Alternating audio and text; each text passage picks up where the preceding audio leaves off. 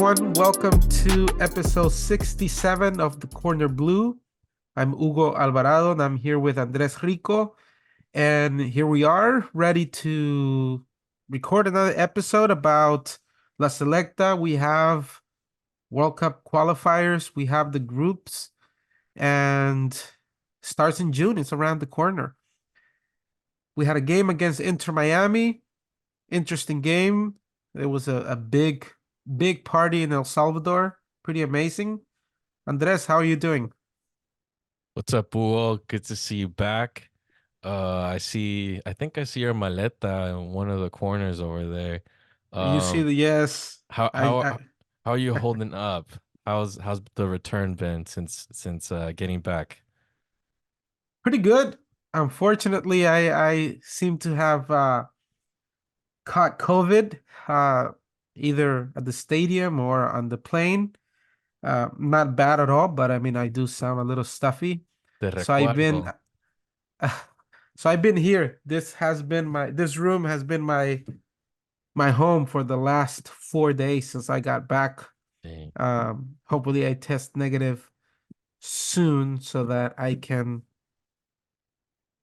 see my family and hug my kids. They've been like, I think they're losing it. They're like, okay, daddy was gone for 5 days and now he's back and he's gone for another 5 days. dang. So, yeah, it's good. It's my second time getting COVID, and the first time wasn't bad at all. And I got it again. I guess I learned my lesson. Uh, Wear a mask when flying. As uncomfortable as it might be, it's very inconvenient to have COVID and have to isolate. Luckily, I work from home, so that helps. I can just get up and work. I get up early and work, start my work day early, so it's all good. Nice. Well, yeah. So we had pretty good news or interesting news today that dropped during the morning, and that was kind of the reason why we wanted to hop on and record today. Not only to just kind of go over, the Inter de Miami game and the conclusions that we got from there, and obviously Hugo's going to share his experiences because it was a special occasion for him as well. But today was the draw for CONCACAF for the World Cup qualifiers, and it left us with a pretty clear idea of what's looming for the Selecta, at least in the next round of qualifying. Ugo, would you like to share the group F? I think, right? That's our group F. Group F, yeah. Let me pull it up because I forget the last team. So our group, we're gonna be in Group F, and Andres helped me out with the last one because I can't remember right now. Yeah, yeah, I got you. So we were cabeza de grupo, and then Suriname is in our group. Puerto Rico, Puerto Rico is in our group, and Saint Kitts, yes, Saint Saint Kitts, Vincent, Saint Saint Vincent and the Vincent, Grenadines. Saint Vincent and the Grenadines, and then we're gonna play against the winner of the first round between Anguilla and Turks and Caicos.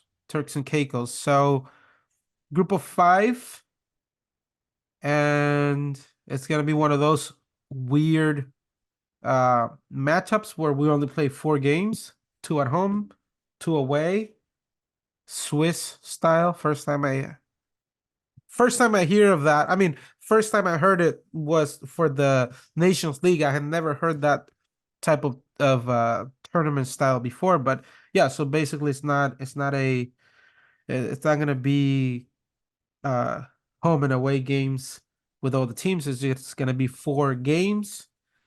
And the first round starts in March.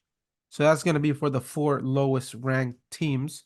So after that round, we're gonna know exactly who our fifth team is in our group, and then we began in June, June June of. June 6th, I believe, at home I, versus Puerto Rico. so that's not official as far as Okay. I know. It's Okay. not. I mean, I was trying to find the official matchups, I couldn't find anything. It could very well be that that's what it is, but I don't know if those are the official dates and matchups yet. Anyway, what's important to know, just to remind our listeners, out of the second round, which is where we began, group of five, the top two will go to the next round, and that'll be round three. Then from round three, it's gonna be uh three groups of four. At that point, then we do go into the round robin, right? That's what it's called, which means that we're gonna play against every team at home, and then we're gonna visit them. So it's gonna be uh 6 games in round three, and then the winners of each group qualify to the World Cup. Two second best teams out of all three groups will play the Repechaje. intercontinental repechaje, Spanglish style. It's all good. That's how I've always heard it as. Yeah, so I mean, you look at the group, um, you can see you can easily consider it accessible. We avoid having to deal with Nicaragua. Um, let's see, the other top teams were what Guatemala and Trinidad and Tobago. and Panama as well, right? No, Panama was ahead Let's of go. group as Yeah, well. yeah, okay. Yeah. So I think avoiding Guatemala and Trinidad and Tobago and Nicaragua. I mean, teams that if we're truly serious about competing and getting to the World Cup, teams like those we shouldn't shy away from. But albeit, I think it's good news that this group seems pretty accessible, considering the turnaround from the two previous coaches. Considering the conditions in which the team is currently, I think there's nothing better than the draw that we got, the games that we'll have to fine tune, albeit in a really short amount of time. And that way, when we head into the following round, if we make it, obviously, um, I think we'll see the usual uptick in La Selecta, that trend that, in the in between years, we tend to flounder. We tend to shoot ourselves in the feet due to the powers that be or the organization of the sport in the country. But there is this tendency that once you start hitting those important matches, the teams tend to rise to the occasion for the most part. Albeit, is it enough? No, not always, right? It's been over 40 years since the stars aligned for El Salvador, but I think there is room for some sort of optimism when you see how this draw ended up. What are your thoughts on it, Hugo? Yeah. Yeah, I mean, I'll just share my personal thoughts and then what I've been reading and the reactions, because there's a lot of negativity around the national team right now. But I think that, being realistic, I think um I hope people don't misinterpret this. I wouldn't want to say it's an easy group, but it's a very accessible group. Um It's a doable feat it's to get doable, through. yes. I think that aside from Suriname, who has a lot of players in the Netherlands, I think that every other team, we should technically, again, I'm not saying it's going to be easy, but we should be able to go through, to beat those teams and go through. I think it's going to be key to, um I think after what I saw against Inter Miami, I think, I I'm hopeful again that I think we can kind of start heading in the right direction again. Um, and I'm just comparing it to what we saw from Hugo Perez to Ruben de la Barrera. I think with Ruben de la Barrera, we just saw a team that didn't look very good. and just I just didn't see a direction yet for our team. And I think against Inter Miami, I think I started to see a glimpse of hope with the team, and with that, considering that, I think that we can only grow from there, and I think that we have a very high probability of going through to the third round. Again, not a piece of cake. I don't think we're in a position to think that way. I or think assume that, anything. or assume anything. Mhm. I think that we need to, look at every game as a final, and approach it that way. Just like I remember back in the days when we scored 11 goals against Anguilla, or 12. Um, I like that. I mean, I like that approach and that mentality, because you take the game as it should be, a very serious competition. And some people say no, there are the unspoken codes, that you don't score that many goals against a rival. I don't see it that way. I think that we should go for everything against those teams. Um, and again, we haven't won in so long that I think the team really, it's a need of doing that, to just create a more positive environment around the team, around the fans. But yeah, I think, I agree that if we want to have a chance of going to the World Cup, we shouldn't be worrying about Guatemala or Panama or Trinidad and Tobago, Costa Rica, any of them. I honestly think that if our team can get it together, which I believe we can, I think we're up there to compete against those teams. I mean, let's not go too far. We recently competed against Panama in the Gold Cup.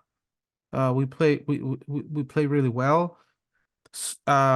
We play Costa Rica. We just played all these teams in the last qualifier, and none of them killed us, if you really think about it. Just So, Canada, I they mean, got they got two bad days. The two yeah, bad days of the qualifiers they got us. right. But we play really good matches against the USA. So where I'm going is that you don't forget how to play in 3 months, in 4 months. Um, and although I recognize that it's been challenging for a while, that we haven't won for that long, uh, I'm hopeful that the team can pull it together. And I like the attitude that I saw against Inter Miami, and I think that we can build on that, and have a good tournament. I mean, it's kind of strange because there's only 2 games this year. It's just 2 games, and then the next 2 games will be next year, June of 2025. So it's weird, it's very strange. But if you lose the first 2 matches, it's like you're almost out. So you have to wait a whole year before you play those other 2 matches. So it is important to at least get 3 points out of those two, just to stay there in competing. But yeah, I think, considering everything, all the other groups, I think our group is very accessible, and it's a good group given the current situation that we are experiencing, because I think that this can really help to build momentum, um, so that we have a more cohesive team by the time we have to play stronger teams. Because I'm feeling pretty positive that we can go through to the third round. Yeah, so the table's set in terms of the next qualifying round. I think the big question mark is how is a team going to show up, the personnel, the list. I think this is where hopefully we see something, you know, like we mentioned before, something balanced in terms of the vertical column, a mix of proven vets, not necessarily as starters, but as pillars to a team that I feel during the last months of Hugo Perez's tenure throughout Ruben de la Barrera's, what, couple months at the helm. Um, we didn't see that balance, and I feel like that totally affected morale, that totally affected the cohesiveness of the team. And if anything, with the game against Inter the Miami, it was important, I think, to see guys like Darwin, guys like Bonilla back in some sort of capacity, um, because you're gonna need certain leadership and experience moving forward. Like we have to be humble with our team. We don't have huge stars, but I think at the end of the day, the OGs or the veterans can carry some of the burden so that the younger pieces have room to fight for their spot, learn how to play in those types of situations, so that they're not just sent out to these matches to reinvent the wheel. Um, so in that sense, I mean, the last list, the squad against Inter de Miami was very limited for reasons that we've mentioned. But I think the most important part was, yeah, the return of the some of the veterans, and then seeing some new faces, though I don't know what the percentage is of some of these guys coming back to a finalist. But my big hope for all of this is somehow unity, or a message of unity and compromise and work from Nafez Food, so that we can get the right personnel. Because I feel like it's just been way too disjointed with, certain ideas, players being excluded, philosophies have gotten in the way. I'd say, all the way back to the Los Cobos, to the point that we haven't gotten the 11 that is going to help us get through. We've gotten close to it along the way, but I really hope that we don't see the reinventing of the wheel heading into June.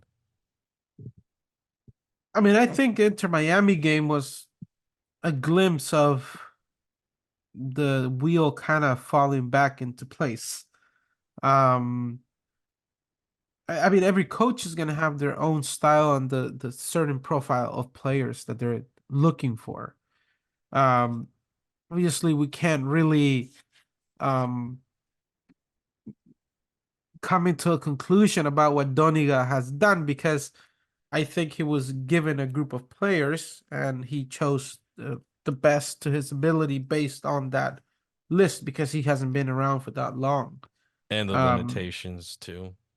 and the limitations, for not being a FIFA window and all those things, certain players he couldn't call. But even with that, I think that Bonilla brings a lot to the table. I mean, just his personality and his leadership shows. Um, I mean, guys like Darwin, I think Darwin uh, fought all game. He played hard. Unfortunately, he in one of the plays, Facundo, I think is his name. Uh, Arias. yeah, and ended up, with Yeah, that was a a freak play. That was yeah, with weird a really because bad injury. I don't see him swiping him at all. I think it was just, he was pressing him, and He was then he pressing hard, and yeah, and he got his cleats got stuck on yeah, the I think it was just yeah. a freak accident like It that. was But yeah, it yeah, was unfortunate. But I think overall, I think Bonilla showed that he wants to be there. I think that, I mean, both Bonilla and Darwin really showed that they wanted to be back, and I think that's good. Um, yeah, I mean, and there was some interesting things I saw, like. considering that it was a friendly match. For Dóniga, I don't think it was a friendly match. He didn't approach it as a friendly match. And part of that is that if you look at the subs, they were not, he didn't just start putting guys in so they can say, I played 5 minutes against Inter Miami. So that tells you that he really wanted to score, not so much, let's give all these guys an opportunity. I mean, there were players like Harold Osorio who didn't go in. Um, I don't think he went in. Um, Portillo didn't go in. I mean, a lot of guys didn't go in. I think there were four subs, maybe. I mean, the Tamaka sub was a four sub because he got injured. Um, and then Amando and Leo went in. I think they had to go in because those are two guys that can really bring something different to the table. So that was three subs. Then forward, um, Bonilla went out, Ferman went out. So we're already at five, right? Hmm. Anyways, but where I'm going is that we didn't see, like There was Inter. strategy behind it. It It, wasn't just to get rust off of people right. like Inter. Inter approached it that way. Yeah. Preseason, contractually you're binded to play their core four for a certain amount of minutes, then you pull them and then you put in the reserve guys, or the fringe guys. And like you Yeah. said, that wasn't the case with La Selecta.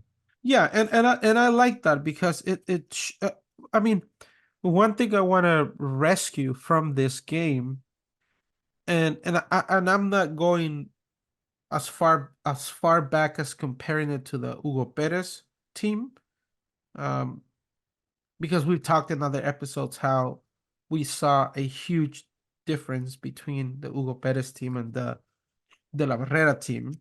So I'm just gonna stick to De La Barrera. I think I saw a lot more stability. That could very well be because he played with a line of five defenders in the back, and the team just it looked a little bit more organized compared to what we had seen in the previous two matches, and that's part of what brings me hope. I think that the combinations in midfield and the up front, they're gonna come with time and work. But if you can create a solid core in the back line with the center mids, I think you can build from there. And I think we got to see a little bit of that. I mean, he hasn't had much time to work with the team, but I think we started again. For me, I think I just saw a sliver of hope of what the team can accomplish with more work. Yeah, definitely. With that match, of course, it's hard to analyze in terms of how does that squad translate into the upcoming uh games on the horizon. But like you said, there was a little more structure, stability, even despite the personnel changes. I kind of was hoping that Christian Martinez and Darwin would play off of each other a little bit better, but you can tell that this was, one of the few times that they've played together as the two stoppers. I think once they can get that going and have someone in front of them to distribute and start the attack, that's a promising midfield, and then throw in Narciso there as well, depending on the formation. But like you said, we need to stack that midfield and then make sure if he's gonna play with the three in the back. I remember Will Perez tried that. It didn't necessarily work, but those were the pre-Cabezetta days. Um, Hopefully this type of tactic helps of just flooding the middle and then creating stability on that back line. And it'll be curious to see who fills that void, because I feel like there's a lot of players that should be, in that squad come June, but that are on the fringe for various reasons, whether it's familiarity with the coach, or it's their posture in terms of wanting to play or not with the national team due to the situation with the federation, how things have been handled as of late, or fitness, so I think some of those players you could say would be Larin, fitness, Zabaleta, it's still unknown as to what his posture is in terms of returning. Cabalceta currently is injured. Roldan, we still haven't heard from him in terms of what his posture is, if he's planning on returning to international duty at all. Um, Tamacas, got injured, but I think it's good that he's been consistent throughout the last three coaches. So I think he's a figurehead moving in. Um, but Ugo, who would you see possibly being that third center back? We've seen Rudy Clavel. We've gotten a look at um, who else was one of the center backs against Inter? We saw a few new faces Hmm. against Inter. Let me see. We had Jorge Cruz. I think he was the other center back who played with um what's his name? Clavel. No, Clavel. It was Clavel, Hmm. Cruz, and then there was the other guy who played right, Cibrian, who played right in the middle. Who had played or made his debut during friendlies or Yeah, unofficial friendlies with Hugo Perez. Cibrian had already played. Yeah, Hmm. I mean, look, if Zabaleta and Cabalceta are healthy or there, it's kind of hard, I think, for the other guys who played against Inter Miami to take their spots. Um, I mean, of course, if you play with a line of three, then yeah, there's space for one of them. Then there's also Fuentes, who we don't know if Fuentes will get a call up. Hopefully, he does at some point uh, to see how he fit in. I mean, there's one thing I think Hugo Perez kind of prioritized a little bit of having some bodies there, some height with the center backs. We didn't have that against Inter Miami. Of course, it becomes a little bit less of a problem when you're playing with three in the back. And Inter Miami is also not a team that sends a lot of those crosses because of due to the nature of the highly skilled players that they have up there. Um, I think Cruz is like 6 foot tall or something like that. So he's not that short, but Zabaleta, it's 6'1", I think. Cabalceta's around the same. So yeah, I think depending on how the situation goes with guys like Zabaleta and Cabalceta, I think that might open up some space for changes there in the back. I don't think we're gonna see a whole lot of changes for the game against Costa Rica because again it's outside of FIFA windows. But I think we're gonna see new faces. I do believe that because I'm sure there's other players the coach wants to see. Um, uh, for the qualifiers. Yeah. So I think that's basically our main analysis for now. Um, Moving forward is those players on the fringe, if those situations can get figured out ASAP, and then in terms of fitness that carries through June. Um, I think there's a possibility at a decent squad. It's just all disjointed at this point. I think that's the main concern I have, despite the group, despite having a friendly match against Inter de Miami and the high profile that team brings, and it was a successful event. But the main concern still is how disjointed everything seems at a personnel level. And I'm hoping that Dóniga is able to play that mediator and bring in the right people and just get a sound squad heading into June where, we're not playing with 4 or 5 gaps in the field. That we have every spot spoken for, obviously room for changes depending on tactics and the rival, but one thing that we've been missing since the De Los Cobos took over, I'd say, is just a consistent or an 11 that we could recite by memory. And I hope we get to that point. We only have what, four and a half, 4.5, 5 months uh to get to that point. But I think that'll be crucial to see um how Dóniga and his staff play out that role of mediators, of bringing people together and getting the right personnel. So, there's that glimmer of hope continues that with an accessible group, we're not going to get in our own way because we've gotten in our own way for years.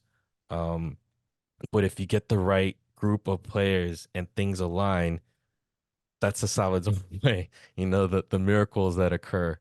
Um, and you just think about 70 in 1970, the US didn't exist basically, and Mexico was hosting, and El Salvador found a way.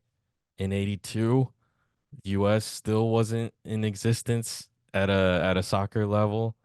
And it just so happened that Honduras and El Salvador rose up and knocked Mexico out.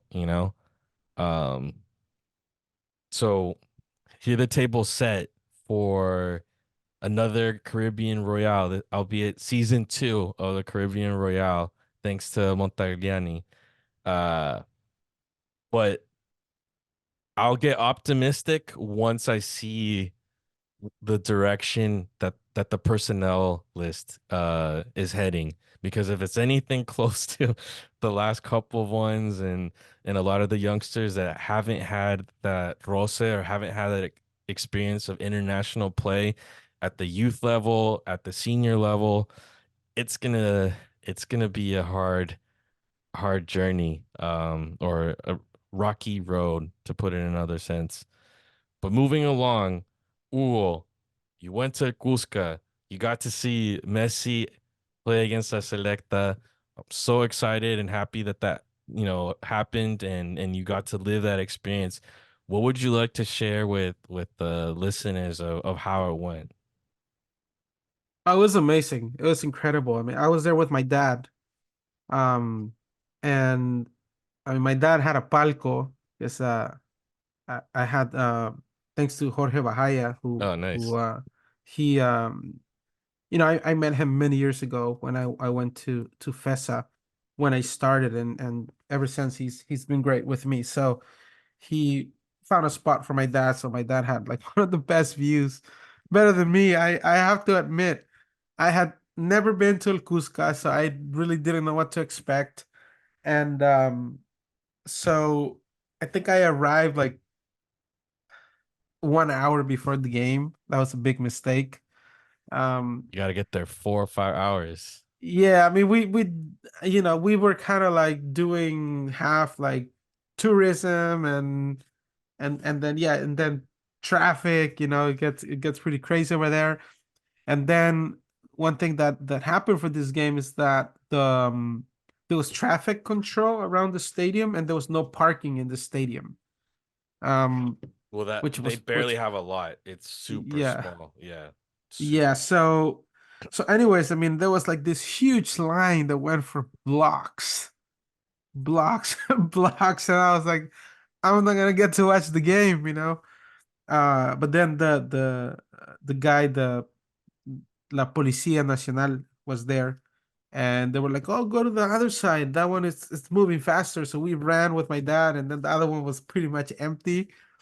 So it was cool. But I watched the first half from the main tunnel. I just stood there watching from there because there was no way, because there were so many people coming in, and I walked my dad to his palco. then I couldn't go down. There was no there was only an entrance. The security guards were only allowing people to enter and you couldn't exit so that I could go to field level. Um, but the anthem, I mean, it's just like it's a different sensation. I don't know if it, because I've been watching games and like feeling the anthem, on TV and how great it sounds and how passionate it feels at the Cusca on TV, and this time I was there. I actually went to a cabina. There was an empty cabina, and I just went there, because I was trying to get down to field level, but it was empty. I was like, I'm gonna go in here. I'm with the national team. It should be fine. So, Flash uh, the badge. yeah, I went in there and it gave me goosebumps. It's just the different. It's completely different. Even though I can't even imagine how it is when there's a game against Mexico and USA, because honestly, it was like 75% of people were wearing pink jerseys. Um, Shaking my and head. yeah, and I think the anthem, was pretty loud, but it wasn't. Maybe there wasn't like that pressure and passion, extra level that is The the stakes weren't ghost. high. Yeah, but still, it was like it's just like I can't even describe it, but you don't feel that in the States, when I mean, it's a completely different feeling. I mean, I guess for me, it's like, if you've been watching games on TV for 30 years, you get to be there for the first time. It was just like, I just couldn't believe it. And then half time, I went down to the field level. I was just like, yeah, I can't believe I'm here right now. It's like, this is, the tunnel where I saw El Mágico and Cienfuegos coming out, and now I'm here. I can go down there if I want to. It was cool. It was pretty cool. Um, it was an amazing experience, and I got to visit the Federation, which I had visited many years ago, and I actually had a press conference from there because that's when I did the first. Back in 2012 when I organized the U23 Visorias here in LA. I had been there, but now it's changed because you have the federation, then you have the synthetic field, and then when you walk across the synthetic field, you have La Via Selecta, which is So it's the hotel. behind it. Do they still have the little gym behind the turf Yeah, field? Okay. yes, And yeah. then the So main building's behind that. so when you go in at the portón, Hmm. to your left you have the building of the Yeah, the main offices. federation. Yeah, Yeah, the the offices. offices. Hmm. Then straight you have the Turf. the the turf field. Then you walk around, right, the Hmm. field, Hmm. and then you have the exit. Hmm. Then when you exit there, you have the gym Hmm. right in front. If you keep walking, then you have the what used to be, and they're still being used, the old rooms where the players used to stay. They're like little squares. But once you pass those, then there's a bigger building. The one that says FIFA Forward, you've probably seen Hmm. photos of that. Hmm. That's the Via Selecta. That's where That's the cool. the players stay. But this time they had the senior, the U20s, the female U17, and the senior. So it was a full house. Wow. Um, so yeah, it was good, to go and also get to meet the coaching staff and them getting to know me. So I think it was a very productive trip. It was a good combination of Worth the yeah, COVID. it was worth it. Yeah, it was worth it. And yeah, so yeah, I'm happy. It was good. I Nice. If you've never done it, I recommend it. It's just like Oh yeah. it's a pretty unique experience. And yeah, I mean, I can't. I heard the La Lomita no longer exists, like it's been blocked or something like that. Oh man, Yeah, I don't bummer. know. Yeah, I don't know if that's true, but it was good. They put on a good show. I don't know how much was broadcasted on TV, but during halftime, they had a drone show. Yeah, yeah. There was footage or shots of the drones, but we didn't Yeah. see it during the broadcast. Oh, okay. Yeah, Yeah. yeah. It was pretty cool. They, different images of like Messi and yeah, it was good. They put on a good show. I would say it was a good show. So yeah, I can't say more. It was just incredible. I I think in terms of the national anthem, when you're at Cusca, it's kind of like an organic moment, I would say, of just letting go of, your angst for the game or the build up leading to the match, hours out in a Cusca drinking, listening to Pájaro playing on the speaker system, hanging out. It's just that one release right before the game to get the jitters out. But there's just something so organic about it that it's like as a group, the crowd is just kind of saying, we're here. This is us. It's just an organic feeling to it in a sense that I don't feel like as Salvadorans we have throughout our history have those moments where we can be super proud, whether it's like musicians or art or achievements by Salvadorans. They come far in between, and I think that moment it's like a collective like we're here, it's a yeah. collective moment of pride. This is what we're about. And especially again, in games where there's stakes, there's something on the line. It's almost like, yeah, it's pride and almost like our closest version to a haka, Mm, from New Zealand. It's like, this is what we're about and we're gonna rock you, and there's just this pride that comes out.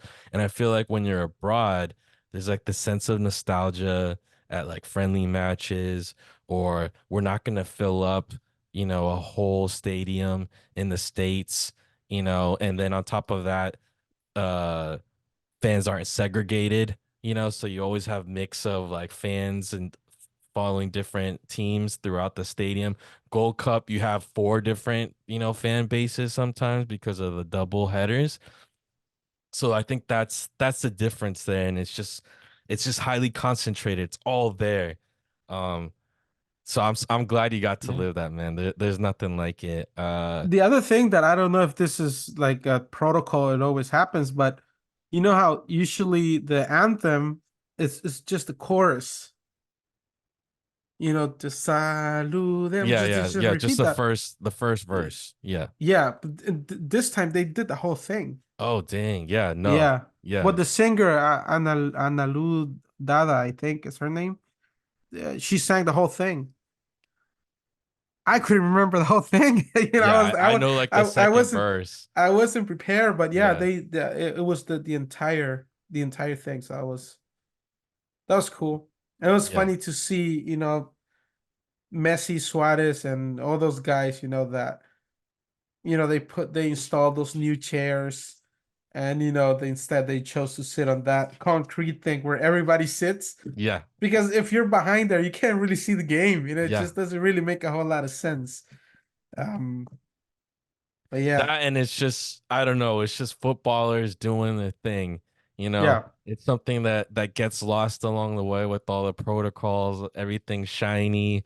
Um, but it's like seeing a footballer sitting on a ball during practice or just yeah, chilling out, rather than, oh, I need to make sure I need all this spiffy, nice stuff. It's I don't know. It just shows you like football at its core in a sense. So yeah, that was awesome to see. Also, it's just cool knowing that, people from different countries came over to El Salvador to watch it. It wasn't just a Salvadoran crowd. Um, and my hope is someone sees that an event like that or football can attract people from other countries to El Salvador, or the Hermanos Lejanos to El Salvador, so that you'd think that based off of what we saw, you could start bringing more events or start building up your league so that you can justify bringing foreign teams so that instead of having to go to the US constantly, you set up shop in El Salvador, you put on a good show, bring on good teams, people will fly down, you know?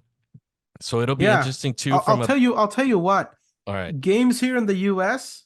friendly matches, they don't cost $300. You don't have to pay $300. I mean, I don't know. I don't know if people will pay something like that for. I'm sure people will pay a high ticket price if you bring a good South American team over there. for sure, But easy. yeah, I do think it was a good um Like it just it doesn't have to be concerts, you know? it doesn't have to be concerts. People like the sport, and if you put on a good show and you organize it properly and do the right promotion, people will go. It was interesting. My buddy Jordi, shout out to Jordi, uh, arrived right after the game, so he missed the game. Left the airport before Inter Miami left the country, so he missed everything.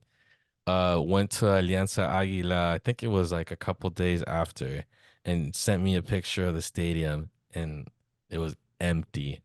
And I'm like, damn, that sucks. Those are like some of the top teams in the country, and Vietnam was empty, empty, and it just shows you the night and day of what's going on with football and how it's managed out there. But I'm just hoping that along the way someone sees like, oh yeah, you can make some coin off of this, but you need to do this, this, and this, you know? Like if you want to put a team together that can play against, you know, higher level teams from South America, North America, who knows, even Europe, Asia, wherever, right? Africa, you're going to have to work on developing talent here, and the talent will draw people to the stands week in, week out. It doesn't have to be a once in a lifetime deal, and then you can justify bringing in bigger clubs or national teams. So anyway, I'm glad you got to go. I'm glad we've been able to talk about, the recent stuff going on. I think there is a reason for a slight glimmer of hope. I'm not getting optimistic yet. I'm sorry. I can't. I need to protect my heart, you know, for 2024. Um, but on the horizons, a friendly match versus Los Ticos, and come February. Then I think there was a friendly announced with Honduras in LA. I think that's in March, if I'm not mistaken, right? March 24th, I think. I mean, No, 28th. yes, it's another Honduras El Salvador, boring as fuck in my opinion, because we've seen them way, way too many times. But an excuse if it's an official match date, You're coming down to LA? bring the right personnel. We'll see. We'll see. I don't know. Honduras El Salvador. Yeah, I don't know. I'd rather go to the senior women's match versus Guatemala. That's gonna be a good one. That one draws my attention way more than an Honduras El Salvador, which will probably end in a tie, or Honduras will spank us 3-0. That's my prediction. But beyond that, then we have June, right? That's it. So we have 2 friendly matches so far, one official, one unofficial till June. And then I hope we hear that we get some friendly matches during the Copa America window while we sit that one out. I think that would be very, very important for, like, if we can play some of the Asian teams or African teams, because they're playing their main tournament now. I don't know what the qualifiers are going to look out like around then, but if we can get some friendly matches going during that window, Zimbabwe. it would be Zimbabwe's great. ready. Oh yeah, yeah, but we'll send our A team, and they won't get pissed this time. But anyway, that's been our emergency episode. There was just too much interesting stuff to talk about. Thanks for tuning in, guys. Remember, you can find this on Apple Podcast, Spotify, Spreaker, Twitter, Instagram. We are considering still Amazon. just haven't looked into it yet. We'll see if we hop on that. And just remember, this kit chose us. We'll see you next time.